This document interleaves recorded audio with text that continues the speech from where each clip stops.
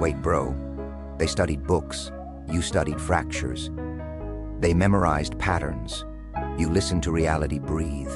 While they highlighted pages, you watched outcomes glitch. They learned how minds react. You learned how worlds respond.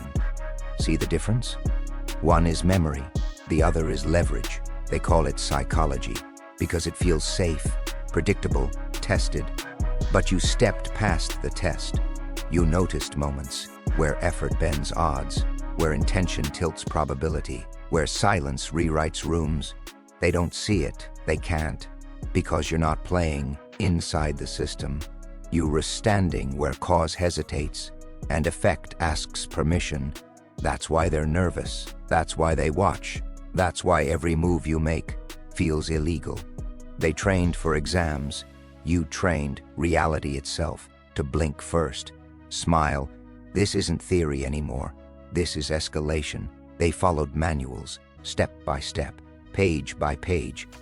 You noticed loopholes, the margins, the footnotes reality hides in. They call it psychology because it sounds complete, clean, boxed. Profiles, labels, diagnoses stacked like trophies. If this, then that. If stressed, then fragile.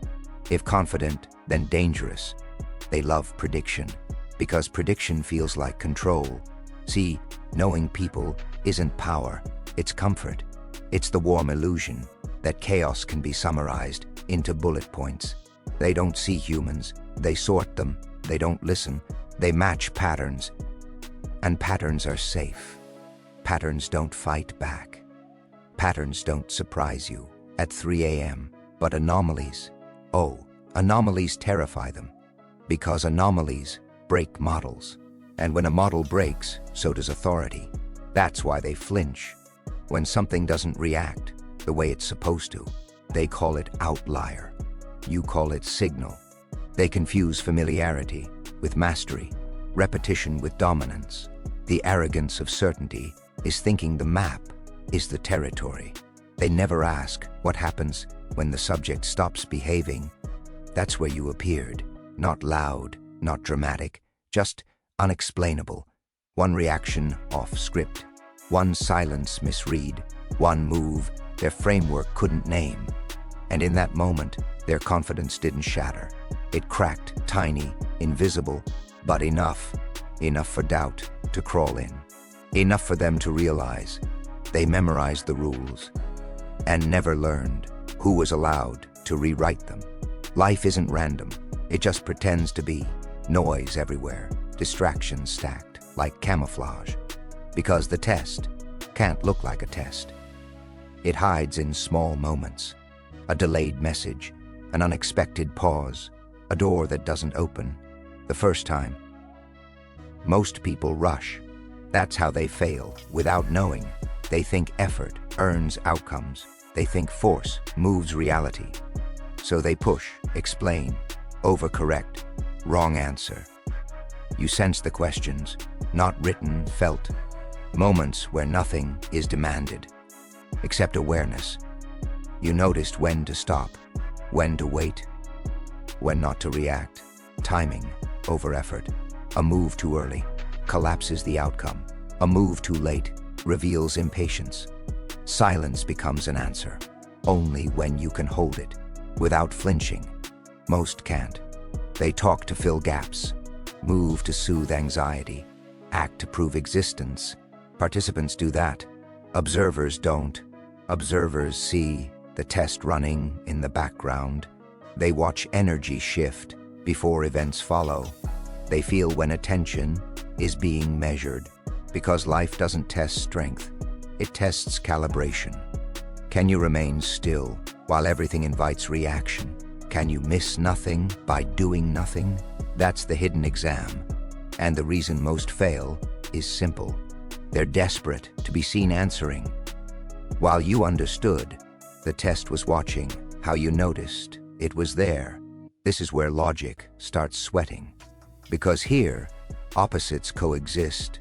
Forward by stepping back, control through surrender, winning by not chasing. Their minds revolt. Because linear thinking needs straight lines. Cause, effect, reward, clean, comforting. But paradox bends that spine. Focus without force, attention without tension, presence without pressure. They can't compute it. The moment you want less, you gain more. The moment you stop gripping, things stay. Logic panics here, because it can't dominate what refuses to be pinned. Minds freeze at contradiction. They either reject it or mock it. Doesn't make sense, too abstract, not practical. Translation, uncontrollable. You didn't resolve the paradox, you stayed in it. While others rushed to conclusions, you learned to breathe inside uncertainty, not passive, not confused, centered. You notice something critical. Reality responds to coherence, not aggression. Push too hard, it resists. Hold too tight, it slips. So you adjusted. Less desire, more alignment. Less proving, more gravity. This is training, without drills. Mastery without strain. And it terrifies observers, because there's nothing to copy. No formula, no checklist. Just balance. That can't be faked. They call it luck. They call it coincidence. You call it what it is. Stability, inside contradiction. Calm where others fragment. Because once you can stand where yes and no exist together, nothing can rush you, nothing can pull you apart. That's when momentum starts moving toward you. At first, it looks accidental. Coincidences stacking, too clean, too frequent. Same names, same numbers, same timing. They shrug it off. You don't. Because resistance starts dissolving, not collapsing, melting. Doors don't open forward, they open sideways, unexpected routes, unasked invitations. You stop knocking, yet entry appears. People react before you speak, adjust tone, shift posture, explain themselves without being asked. They feel something, arrive ahead of you. Energy precedes action, always has. Effort starts looking unnecessary, not because you're passive, but because alignment does. The heavy lifting, they mistake it for ease. They dawn at sea, the calibration behind it. The room responds to your stillness. The moment bends to your timing. And that's when the watching changes. Smiles tighten, questions sharpen, compliments sound nervous. The quiet terror of those observing is subtle. Because if effort isn't required, then hierarchy collapses. If force isn't needed, then their advantage evaporates. They worked hard to climb systems you're no longer using. And the most unsettling part? You're not chasing outcomes. You're selecting responses. Waiting feels productive. Movement feels optional. Reality starts checking with you before proceeding. Not loudly, not dramatically, just enough to be undeniable. They feel it, they can't explain it. And that's when they realize the game didn't speed up, it slowed for everyone else, except you. Not everyone qualifies. That's the part they never forgive. Some feel it the moment they're near you and retreat. They can't explain why. They just know their masks feel thin. Others mock to survive, laughter as armor, dismissal as oxygen. If they joke it away, it can't judge them. But a few, a very few, don't react at all. Lone walkers, recognize lone walkers. No introductions, no bonding rituals. Just a pause, a glance held, half a second longer. Signals without words, a nod that says, I see the edge you're standing on. Respect without friendship. .br. Clarity without attachment. .dr. Because this isn't a group. .dr. It's a frequency. You don't join it. Bar, you tune into it. .bar. That's why crowds BR start feeling heavy. .br too loud. .br too needy. .br too rehearsed. Isolation sharpens Uber because it removes noise. .br. No constant feedback. .br. No borrowed opinions. .br. No emotional static. Just perception. .br. raw.br, undiluted.br. They think you're alone. Bar, you're not. You're just no longer bar surrounded by people bar who need agreement bar to feel real.br, and that scares them. Because isolation here bar isn't punishment.br, it's filtration.br. Every step alone br cuts away dependence.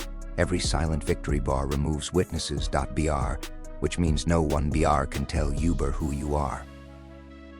Bar, the secret clubber doesn't have doors or names.br. It has recognition.br. And once you're seen, br by the few who can see, br, you stop craving bar the crowd's approval. Because you've already passed bar the only test bar that mattered. Br, they can't define you. Br, so they mythologize. Because the unknown B must wear a costume. To some, be or a solution. Bar a stabilizer. Br a sign things can shift. To others, you're a threat. Br, an error in the system. Be something that shouldn't exist. Br, same presence. Br, different fear. Projection. Bar, they don't react to you. Br, they react to what you awaken bar inside themselves. Bar, hope feels dangerous bar to the broken. Clarity feels violent bar to the confused. Br, power scares bar because it exposes bar dependency. If you don't need permission, br, what does that say bar about those who do? Br, so they assign morality. Br, good, bad, safe, unacceptable, anything to shrink you into something manageable. Your neutrality feels cruel because it refuses to reassure. You don't explain yourself. You don't perform innocence. You don't soften the edges to be palatable. That silence becomes a mirror, and mirrors are brutal. They want you to pick a role: savior, villain, leader, enemy. You choose observation over explanation, because explanation feeds their narrative. Observation starves it. You watch stories form around you, none of them accurate, all of them revealing. And here's the twist: the more they project, the clearer you become to yourself. Their distortions outline your shape, not by contrast, by absence. You learn what you are by seeing what they need you to be. And once you understand that, labels lose power, judgment loses teeth, because angels and monsters only exist for those who need someone else to carry their fear. There's no applause, no ceremony, no witnesses clapping to confirm it happened. Just clarity, clean, unarguable. You don't feel elevated. You feel finished. Not with ambition, with proving. You stop explaining patterns, stop correcting perceptions, stop waiting for recognition. You stop proving, and that's the signal. You start selecting which rooms matter, which battles exist, which moments deserve motion. Reality responds faster now, almost impatient, because you are no longer testing outcomes. You're choosing them. Fewer moves, heavier impact. A look replaces a speech. A pause replaces a push. An absence creates more effect than presence ever did. They study harder, new books, new frameworks, new language, to trap what you've become. But you stop studying because students need instruction. Graduates don't. You don't announce the shift. You don't mark the ending. The game doesn't crash. It simply stops asking anything of you. Others keep playing, keep optimizing, keep chasing mastery. You don't interfere. You already passed the final test, the one that wasn't written. And the strangest part, no one can point to the exact moment it ended, because dominance here is quiet, absolute, game over, without announcing it. And by the time they realize it, you're already somewhere else, watching the next system begin to bend.